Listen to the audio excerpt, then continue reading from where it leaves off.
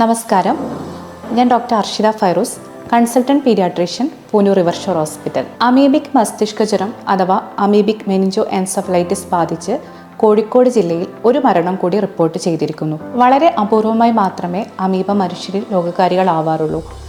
പലതരം അമീബകൾ രോഗകാരികളാവാറുണ്ടെങ്കിൽ പോലും brain eating amoeba എന്നറിയപ്പെടുന്ന നൈഗ്ലേറിയ ഫൗളേറിയാണ് ഇതിൽ പ്രധാനപ്പെട്ടത്. കെട്ടിക്കിടക്കുന്ന വെള്ളത്തിൽ ജീവിക്കുന്ന അമീബ മൂക്കിലെ നേർത്ത തൊലിയിലൂടെ നമ്മുടെ ശരീരത്തിൽ പ്രവേശിക്കുകയും തലച്ചോറിനെ ഗുരുതരമായി ബാധിക്കുന്ന മസ്തിഷ്ക ജ്വരം ഉണ്ടാക്കുകയുമാണ് ചെയ്യുന്നത്. രോഗകാരിയായ അമീബ മൂക്കിനുള്ളിലേക്ക് കടക്കുന്നത് വഴി മാത്രമാണ് രോഗബാധ ഉണ്ടാവുന്നത്. ഇത് മനുഷ്യരിൽ നിന്ന് മനുഷ്യരിലേക്ക് പകരുന്നതുമല്ല. 2 ഘട്ടങ്ങളിലായാണ് അമീബിക് മസ്തിഷ്ക ജ്വരത്തിൻ്റെ ലക്ഷണങ്ങൾ പ്രകടമാവുന്നത്. ആദ്യഘട്ടത്തിൽ ശക്തിയായ പനി, കഠിനമായ തലവേദന, ഛർദി മുതലായവയാണ് ഉണ്ടാവുന്നത്. പിന്നീട് തലച്ചോറിനെ ഗുരുതരമായി ബാധിക്കുകയും അപസ്മാരം, ബോധക്ഷയം തുടങ്ങിയ ലക്ഷണങ്ങൾ കാണിക്കുകയും ചെയ്യുന്നു. രോഗബാധ ഏറ്റാൽ മരണസാധ്യത കൂടുതലാണ് എന്നുള്ളതാണ് ഈ രോഗത്തിൻ്റെ പ്രധാന വെല്ലുവിളി.